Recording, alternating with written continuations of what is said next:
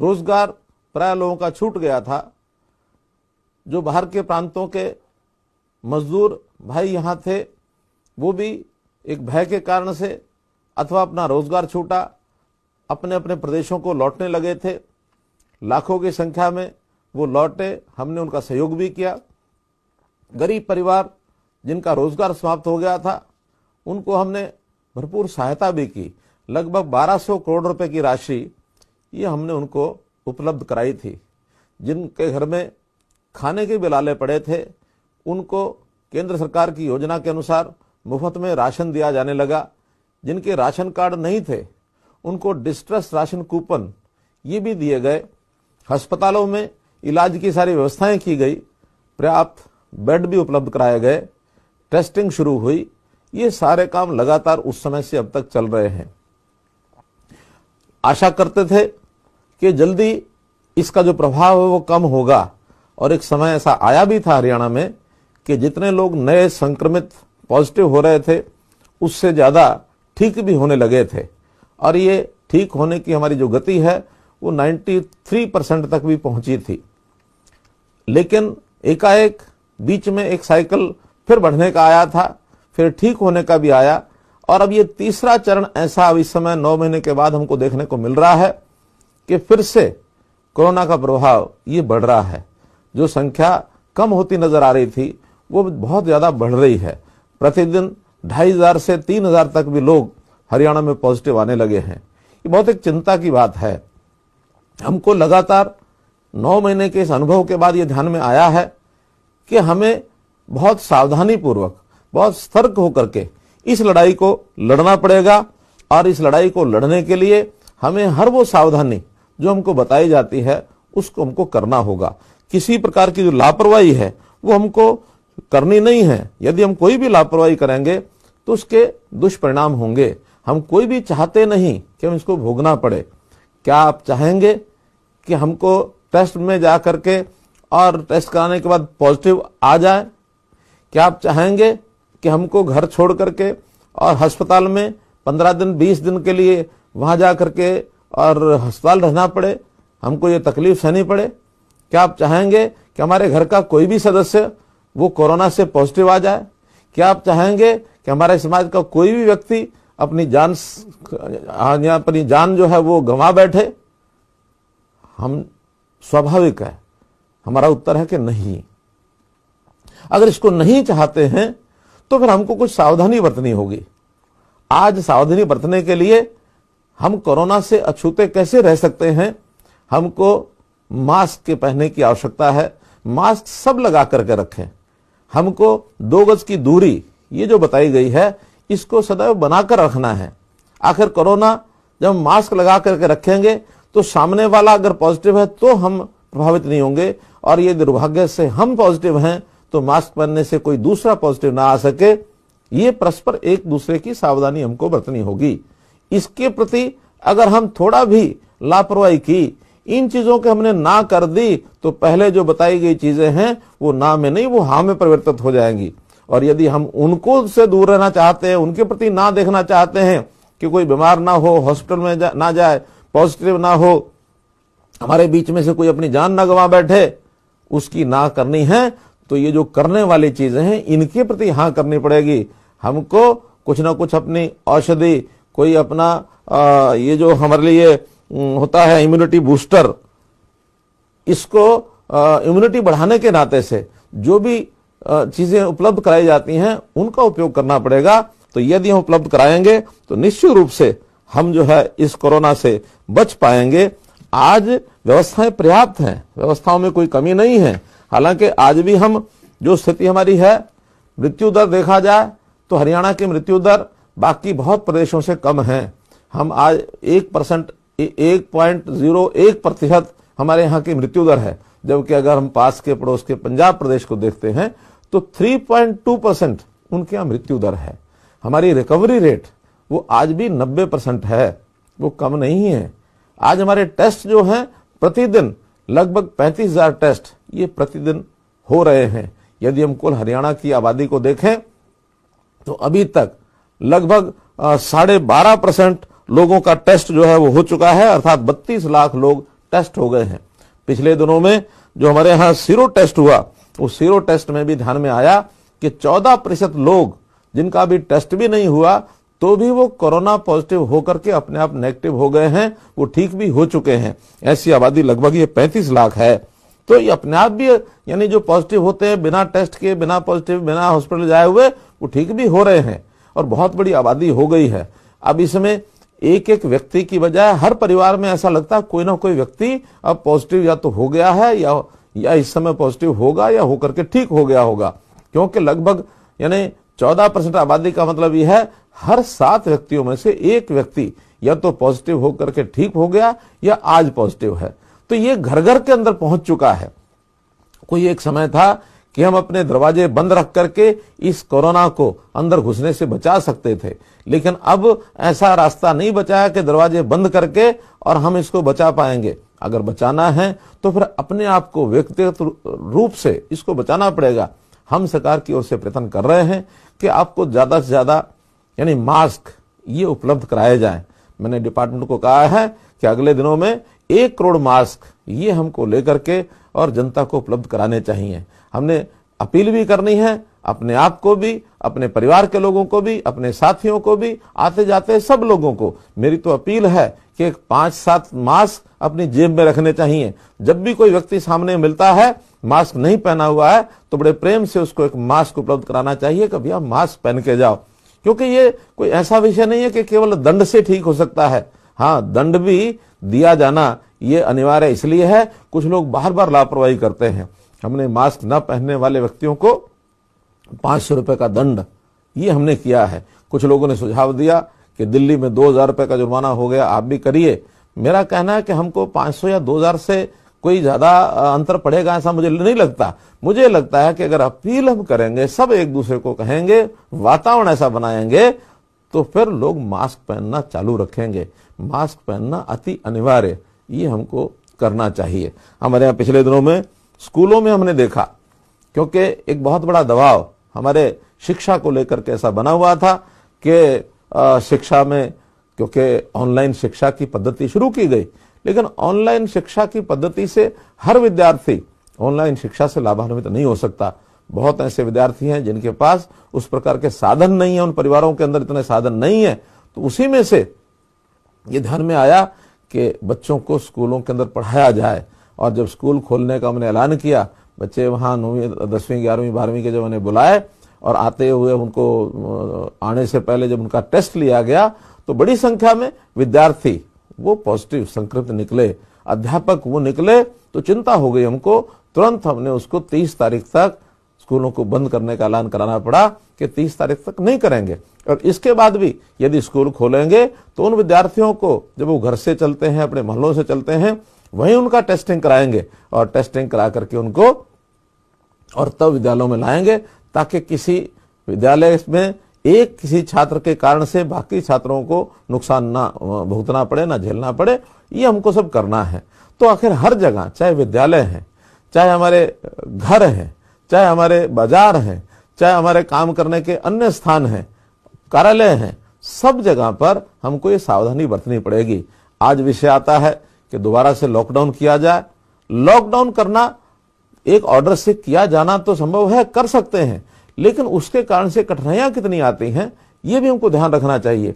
पहले हमने लॉकडाउन किया, उस लॉकडाउन में बाजार बंद हो गए, उसमें फैक्ट्रियां बंद हो गई, कारोबार बंद हो गए। जब कारोबार बंद हो जाते हैं तो घर परिवार के लोगों को अपनी सामान्य व्यवस्था को चलाने में भी बहुत कठिनाई आती है। वो कठिनाई हम झेल चुके हैं, इसलिए वो न झेलनी पड़े, हम किसी और सख्ती की ओर जाए, वो उचित नहीं है। उचित यही है कि हम इस कोरोना को फैलने के लिए एक एक व्यक्ति, एक एक समूह वो इसका ध्यान रखे कि हमको इस बीमारी से बचने के लिए जो हमारी जरूरी चीजें हैं, डिस्टेंस बनाकर रखना, मास्क पहनना, इम्यूनिटी बूस्टर उसका उपयोग करना, और जो भी कोई दवाई आगे आने वाली है, मानो विचार हो रहा है कि इसके लिए वैक्सीन जो तैयार हो गई है, इस वैक्सीन को कब आएगी उसका उपयोग करना। वैक्सीन भी दुनिया भर में बहुत से देश लगे हुए हैं, अपने देश में भी कई प्रयोग हो रहे हैं। अब इस समय उसका सफल प्रयोग करने के लिए अलग अलग चरणों में, प्रयोगशालाओं में या अन्य प्रयोगों के द्वारा उसको सिद्ध किया जा रहा है।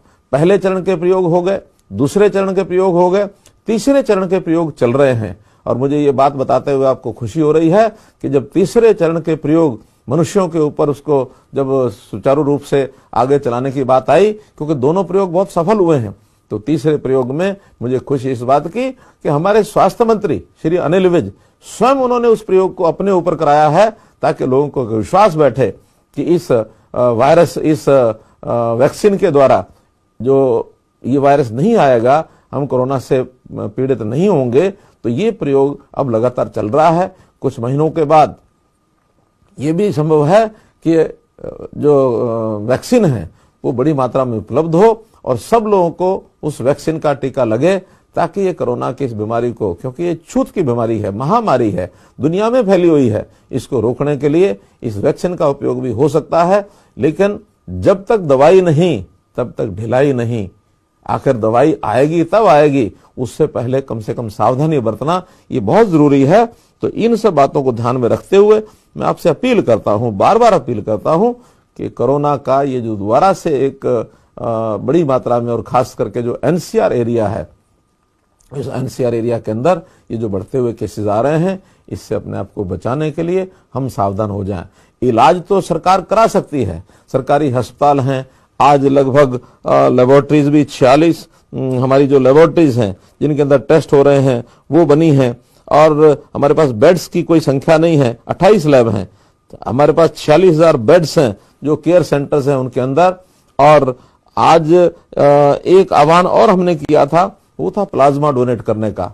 हरियाणा में 5 प्लाज्मा बैंक बने हैं और उन 5 प्लाज्मा बैंक के अंदर इस समय तक 3,729 लोगों ने प्लाज्मा डोनेट किया है और 2,522 लोगों को वो प्लाज्मा चढ़ा करके उन मरीजों को ठीक भी किया जा चुका है।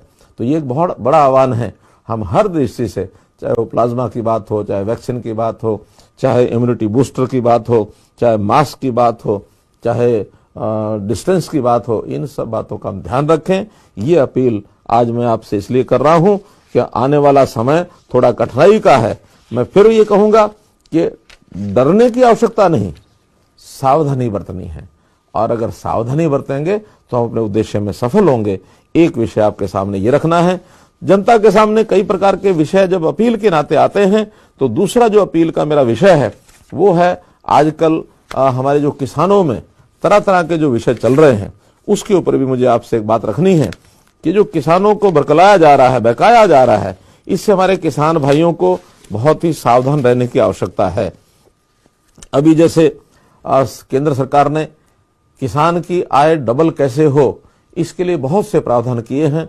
आत्मनिर्भर भारत में भी कृषि को आगे बढ़ाने के लिए, किसानों के कल्याण के लिए बहुत सी योजनाएं बनाई हैं, और साथ ही जो 3 कृषि बिल जो कानून बने हैं, उनका भी हेतु यही है कि हम एक खुली मार्केटिंग व्यवस्था किसानों को दें, किसानों को हर प्रकार की सुविधाएं उपलब्ध कराएं।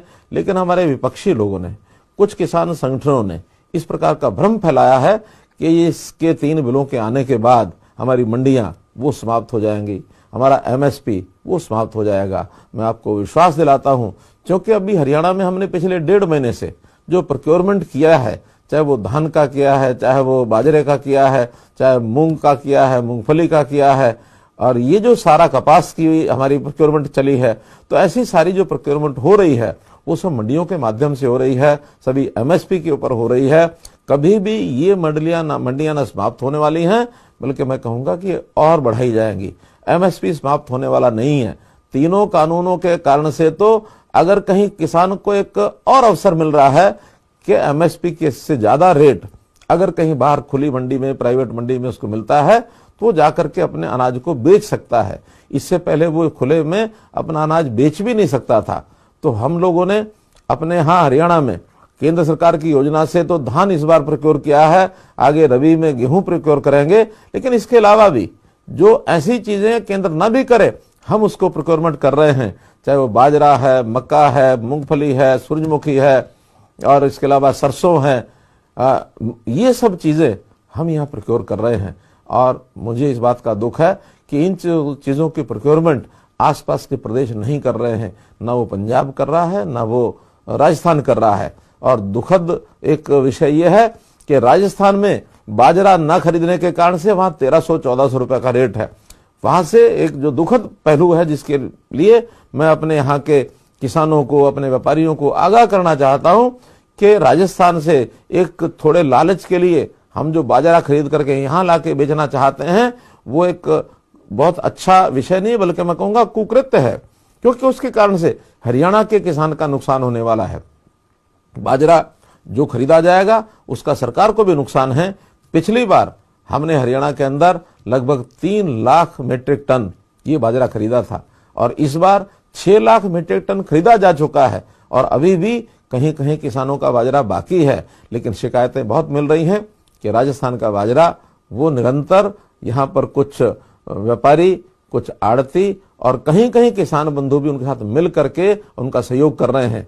मैं उन किसानों को चेतावनी देना चाहता हूं कि अगर हम इस प्रकार का काम करेंगे तो अंतोगत्वा हानि हमें ही होगी, हरियाणा के किसान को होगी। हरियाणा के किसान का बाजरा रह सकता है, तो इसलिए हम लोग इसकी सावधानी को बरतें। हमें अपने प्रदेश के लिए, अपने किसानों के लिए, उनके हित में कोई नुकसान उठाना तो हम उठाएंगे, लेकिन किसी और प्रदेश के हित में हम ऐसा कोई काम करें, ये हमें भी अच्छा नहीं लगता है।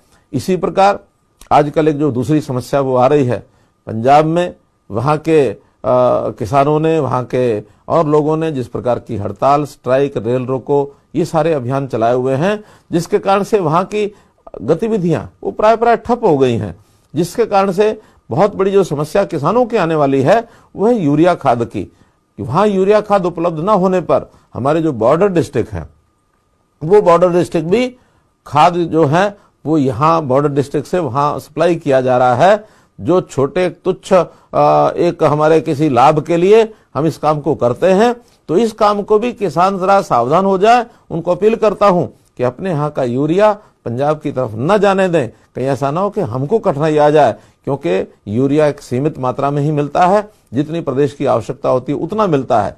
यदि हमारे यहाँ का खाद दूसरे प्रदेश में जाता है तो इसका आखिरकार जो हानि होने वाली है, उसकी कठिनाई होने वाली है, वो अपने प्रदेश के लोगों को होने वाली है। इसलिए पंजाब के बॉर्डर के साथ लगते हुए सब किसान भाई, व्यापारी भाई, इन सबको मेरा आह्वान है कि इस विषय को भी थोड़ा सा सावधानी पूर्वक बचा करके रखें।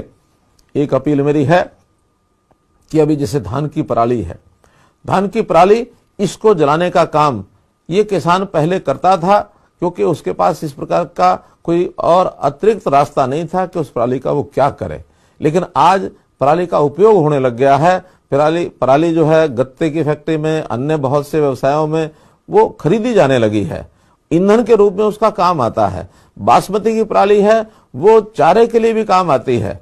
तो इसलिए इस पराली को जलाने के बजाय उसको बेलर से इकट्ठे करके उसकी बिक्री करना, लगभग 1500 रुपया पर मीट्रिक टन ये पराली आज भी बहुत आराम से बिक रही है। तो इसलिए ये जो पराली बिकने का काम है, इसको अगर 1500 मीट्रिक टन है और 1 एकड़ में यदि 2 मीट्रिक टन भी पराली होती है तो 3000 रुपए की अतिरिक्त आय ये हमको हो सकती है। इसलिए सरकार ने इसमें बहुत से साधन भी उपलब्ध कराए हैं और हम सरकार की ओर से उसमें अनुदान भी दे रहे हैं। तो मेरा निवेदन यह है, पराली जलाने से जो प्रदूषण होगा, उस प्रदूषण से जो हवा में जिस प्रकार का प्रदूषण के पार्टिकल्स फैलते हैं, तो श्वास के द्वारा हमारे शरीर में जाते हैं, श्वास लेना दूभर होता है। इधर से कोरोना फेफड़ों पर असर करता है, उधर से प्रदूषण ये फेफड़ों पर असर करता है, तो हमारा जो जीवन है वो संकट में पड़ सकता है। तो इसलिए हमारे लिए जीवन जीना ये आवश्यक है। थोड़ी छोटी मोटी कठिनाइयां झेलना ये हमारे लिए हम सहन कर सकते हैं, उससे हमको बचकर रहना चाहिए। इसलिए पराली को जलाने का काम ये हम न करें, ये भी एक अपील मैं आपको करना चाहता हूं। इसी के साथ हमने पिछले वर्ष आज से 6 महीने पहले योजना बनाई थी कि हम जमीन के पानी को, भूजल को कैसे बचाएं और वर्षा के पानी के माध्यम से ज्यादा पानी जल संरक्षण के माध्यम से भूगर्भ में कैसे हम भेजें।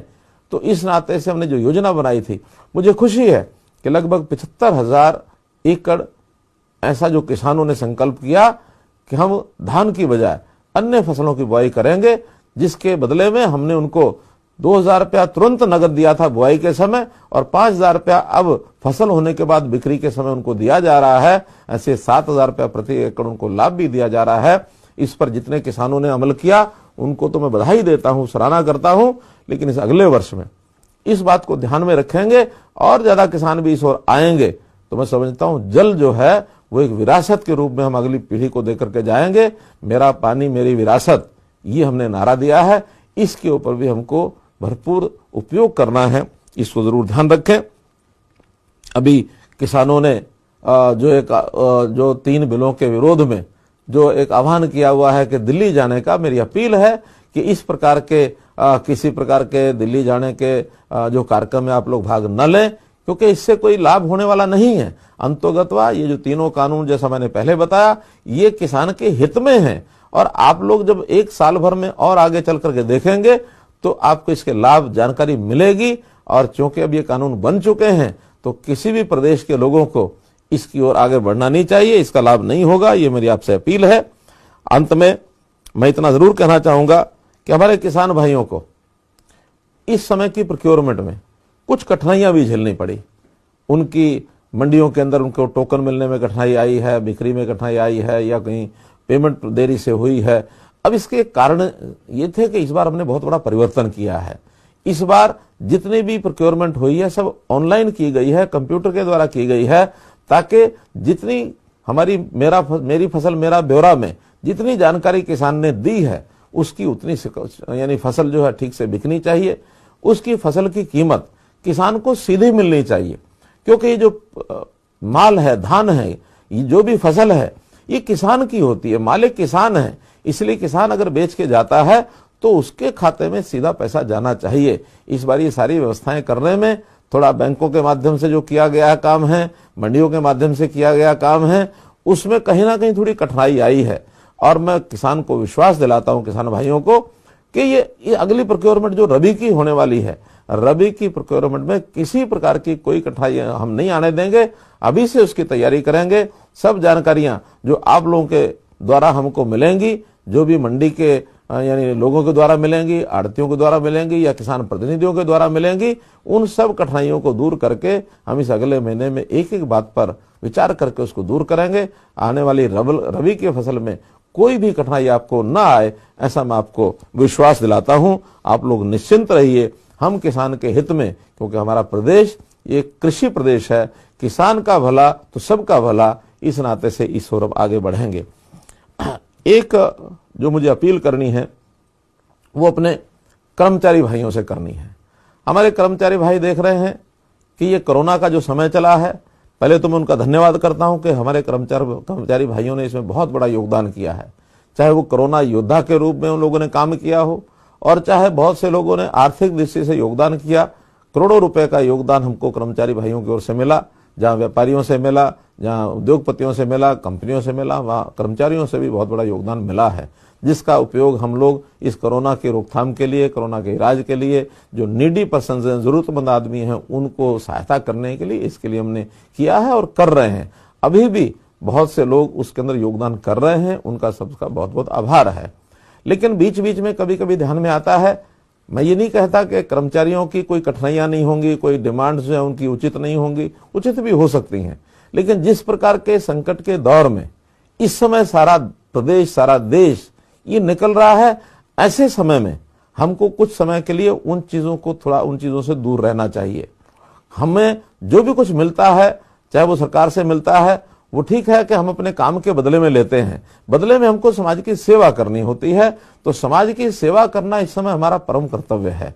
आज कोई कठिनाई हमको है भी सही, तो उस कठिनाई को इस नाते से भी हम देख सकते हैं कि हमारे से बहुत लोग ऐसे भी हैं जिनके घर में एक भी व्यक्ति सरकारी नौकरी नहीं करता, एक भी व्यक्ति उस प्रकार का कमाने वाला नहीं है जितनी कमाई हमारी होती है, जितने सैलरी हमको मिलती है। तो इस नाते से अपने से नीचे, अपने से कम वालों को देख करके हमको आगे बढ़ लेना चाहिए। हम उन गरीबों के लिए सबसे पहले सोचें जिसके परिवार के अंदर भी 2 समय का भोजन नहीं बनता, जिसके सिर के ऊपर छत नहीं है। इसलिए हम सब कर्मचारियों की सब मांगे, सबको ठीक करेंगे। इस संकट के दौर में से बाहर अपने को निकलना चाहिए। ये वर्ष सरकारों के लिए भी अच्छा नहीं है। अगर मैं हरियाणा की बात करूं तो इस वर्ष में हमको लगता है कि हमारा जितना भी रेवेन्यू है उसमें लगभग 10,000 से 12,000 करोड़ रुपए उस रेवेन्यू की, उस प्राप्ति की कमी रहेगी। तो इस कमी के कारण से कहीं भी कोई नई मांग ये मानना उचित नहीं है। इसलिए कर्मचारियों के सब वर्गों से मैं निवेदन करता हूं कि ये जो वर्ष है ये ना आंदोलनों का है, ना धरनों का है, ना प्रदर्शन का है, ना मांगे मनवाने का है। इसलिए आप लोग धैर्य रखें, आप लोग समाज के हित में काम करने के लिए आगे आए। निश्चित रूप से इस समाज का भला होगा, हमारा सबका भला होगा, हमको सबको भविष्य एक हमारा उज्जवल होगा। एक ब्राइट हरियाणा, एक नया हरियाणा बनाने के लिए हम बहुत सी योजनाएं बना रहे हैं। नए नए तरीके, नए नए विषय, नई नई कठिनाइयों को दूर करने के लिए जो आईटी के माध्यम से बहुत सी चीजें ऐसे ला रहे हैं। धीरे धीरे ये जानकारी आपको मिलेंगी। आने वाला जो हमारा 25 दिसंबर है, जिसको हम सुशासन दिवस कहते हैं, उस दिन भी कई योजनाएं, कई घोषणाएं अब करेंगे जो आपके सामने आएंगी। तो अंत में मैं सभी अपने हरियाणा समाज के बंधुओं से, भाइयों बहनों से ये अपील करूंगा कि पहला विषय कोरोना से बचने के लिए जो अपील की है उस पर ध्यान दें। और इसी प्रकार से किसान भाइयों से कहा है कि वो इस समय धैर्य रखें। और मैं विश्वास दिलाता हूं कि जो तीनों कानून हैं किसानों के हित में हैं, कोई इनको नुकसान होने वाला नहीं है। और इसी प्रकार कर्मचारी, ये वर्ष हमारा किसी प्रकार के ऐसे विषय उठाने का, प्रदर्शन करने का, धरने करने का नहीं है। तो इसलिए इन सब विषयों को लेकर के आज मैंने आपसे अपील की है। आप इस पर ध्यान देंगे, निश्चित रूप से हमारा नया हरियाणा ये आगे आएगा। बहुत बहुत धन्यवाद।